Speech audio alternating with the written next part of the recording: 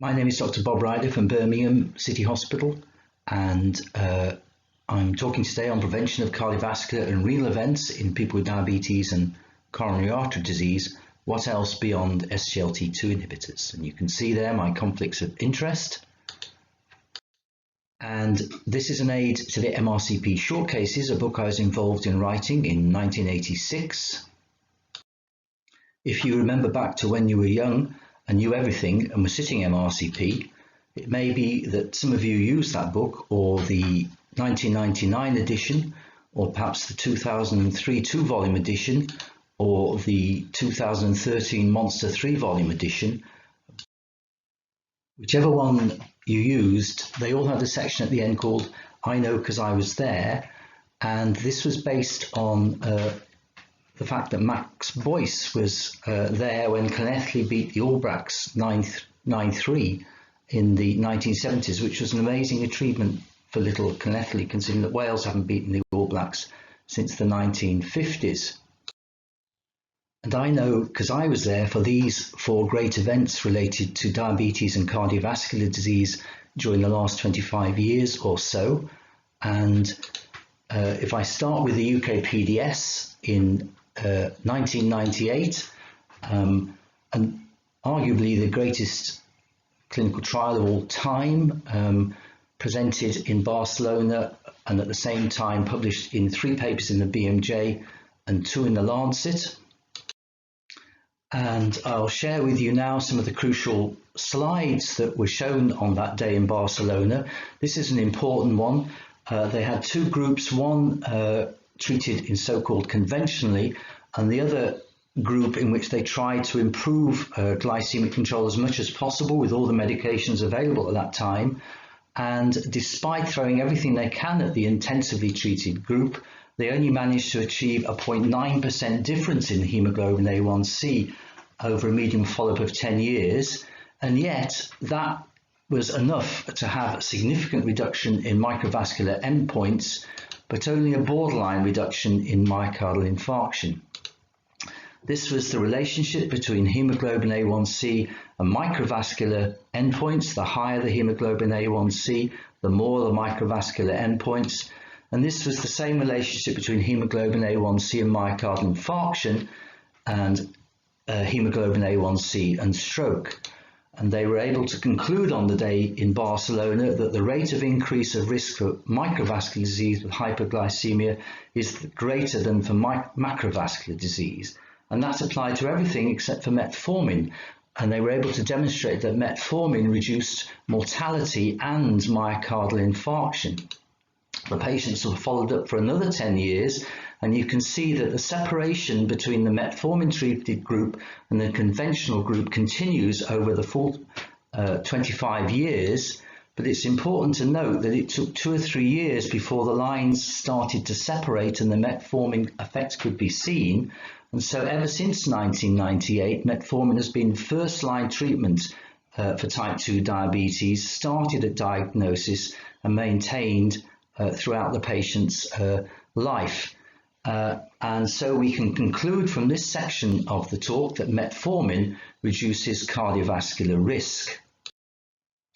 I was also there for the presentation of the PROACTIVE study in Athens in 2005, and this was a study regarding Pioglitazone, a randomized controlled trial in which over 5,000 patients who'd had a previous cardiovascular event were divided into half who had Pioglitazone and half who had placebo. They looked at 3-point MACE, death, myocardial infarction and stroke, and there was a significant reduction in death, myocardial infarction and stroke in the Pioglitazone treated group. Those who'd had a previous myocardial infarction had a reduction in the chances of having another myocardial infarction. Those who'd had a previous stroke had a very great difference in the chances of a second stroke. There was a randomized controlled trial comparing Pioglitazone with sulfonylurea glimepiride, looking at carotid artery intermediate media thickness, a marker of coronary atherosclerosis, and Pioglitazone slowed progression of that marker.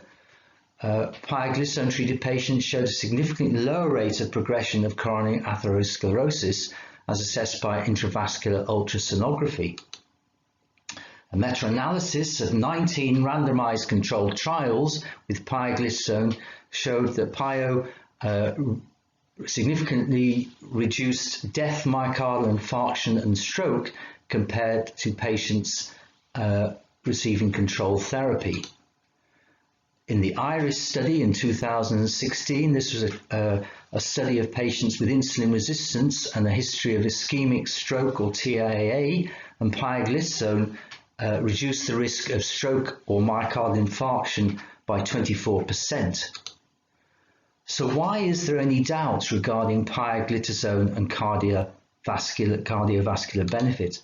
And the answer is the so-called primary composite endpoint in the PROACTIVE study. The only piece of evidence that at first sight is not supportive of cardiovascular benefit for pioglitazone is PROACTIVE's primary composite endpoint. And these are the factors in the primary composite endpoint, 8 factors. And if you take all those factors, and we'll come to them in detail in a second, there was no significant improvement with pioglitazone. These are the factors. And if you look at the top 6, death, myocardial infarction, stroke, major leg amputation, acute coronary syndrome, they're all less with pioglitazone than placebo. And if you do the stats on those, it's highly statistically significant. The statistical significance is lost on the bottom 2 procedures, coronary revascularization. There were as many with the pioglitazone and placebo, and there were more leg revascularization. And because of the bigger numbers of these procedures, they eclipsed the other factors and there was loss of statistical significance. But if we meditate on those 2 factors, it is possible that this outcome might be explained by pioglitazone preserving people from death, myocardial infarction, acute coronary syndrome, stroke and leg amputation to be available for coronary and leg revascularization. And if you remember the evidence I mentioned just now suggesting that pioglitazone lowers the rate of progression of coronary atherosclerosis and atherosclerosis in general, it may also be that the impact of pioglitazone on arterial disease made the coronary and leg arteries more amenable to revascularization procedures. So I think we can conclude from all this that basically we can't trust this so-called primary composite endpoint, and so it's my belief that the accumulated evidence suggests that pioglitazone reduces cardiovascular death, myocardial infarction and stroke by slowing down or even reversing the atherosclerotic process. I was also there for the great event on September the 18th, 2015 at the EASD in Stockholm, when the EMPA-REG outcome study was presented to a huge auditorium full of people, and this famous slide showing a significant reduction in 3-point MACE with empagliflozin, when it appeared on the screen, this huge audience all erupted into cheers. It was a very moving moment. But to me, the most important slide shown on that day was this one, showing the great reduction in hospitalization for heart failure with empagliflozin. And since then, there have now been 8 studies with 5 SGLT2 inhibitors in which hospitalization for heart failure has been assessed, and meta-analysis shows that every agent in the class significantly reduces hospitalization for heart failure. There have also been 2 studies in which patients without diabetes were given an SGLT2 inhibitor. A meta-analysis of the 2 studies in which hospitalization for heart failure or cardiovascular death were assessed in people with and without diabetes showed a class effect. The benefit was exactly the same whether or not the patient had or did not have diabetes. And so in summary from all this, meta-analysis suggests a class effect for SGLT2 inhibitors on cardiovascular outcomes mostly related to protection from heart failure, i.e. a different mechanism to that of pioglitazone that does not depend on the presence of diabetes. And I was also privileged to be at the presentation of LEADER in New Orleans at the ADA in 2016. And in that study, the long-acting GLP-1 receptor agonist liraglutide was shown to reduce cardiovascular events, and since then a meta-analysis of 8 different studies that have been undertaken shows a class effect for long-acting GLP-1 receptor agonists reducing cardiovascular events. How do they work? How do they confer their cardiovascular benefit? Well, we don't know, but there are a number of possible mechanisms as shown on this slide. I'm afraid I don't have time to go through them, but I think in summary we can conclude that meta-analysis suggests a class effect for cardiovascular benefit for long-acting GLP-1 receptor agonists. Mechanisms are uncertain but likely to be different from those of both pioglitazone and SGLT2 inhibitors. And so we have pioglitazone slowing down or even reversing the atherosclerotic process, SGLT2 inhibitors protecting from heart failure, and GLP-1 receptor agonists providing cardiovascular benefit with mechanisms that are uncertain but likely to be different from those of both pioglitazone and SGLT2 inhibitors. So that brings us to the interesting possibility that these agents may complement each other. If we look at the side effects of these agents and we take fluid retention, could it be that SGLT2 inhibitors could reduce the fluid retention associated with pioglitazone?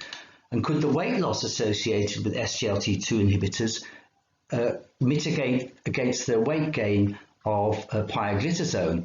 And in fact, there is a study in which this has been looked at, and fluid retention and weight gain associated with pioglitazone were indeed mitigated by an SGLT2 inhibitor. And what about GLP-1 receptor agonists? Well, they cause weight loss, so again, could it be that they would reduce the weight gain associated with pioglitazone? And indeed, in a study, the EDICT study, early use of triple therapy with metformin combined with pioglitazone and the GLP-1 receptor agonist was compared with the traditional approach of sequential escalation through metformin, sulfonylurea, and insulin. And they found that this combination therapy led to a lower hemoglobin A1C, much less hypoglycemia, and weight loss, whereas the traditional approach led to weight gain. Well, that concludes what I wanted to say about cardiovascular events, but what about renal events beyond SGLT2 inhibitors? Well, that boils down to reducing the hemoglobin A1C and reducing the blood pressure. So, in conclusion, the combination of metformin, pioglitazone, an SGLT2 inhibitor, and a long-acting GLP-1 receptor agonist now appears to be the optimum cocktail of medications for improving both glycemic control and cardiovascular outcomes for people with type 2 diabetes at high cardiovascular risk. The evidence we have today suggests that these agents in combination could complement each other to prevent cardiovascular events and save lives. Thank you very much.